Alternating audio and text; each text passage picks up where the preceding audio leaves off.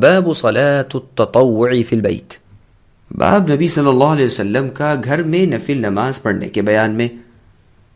عبداللہ ابن سعد رضی اللہ عنہ سے روایت ہے کہ میں نے رسول اللہ صلی اللہ علیہ وسلم سے اپنے گھر اور مسجد میں نماز پڑھنے کے بارے میں پوچھا تو رسول اللہ نے فرمایا، تم دیکھتے ہو کہ میرا گھر سب سے زیادہ مسجد کے قریب ہے، پس مجھے اپنے گھر میں نماز پڑھنا مسجد میں نماز پڑھنے سے زیادہ پسند ہے سوائے فرض نماز کے۔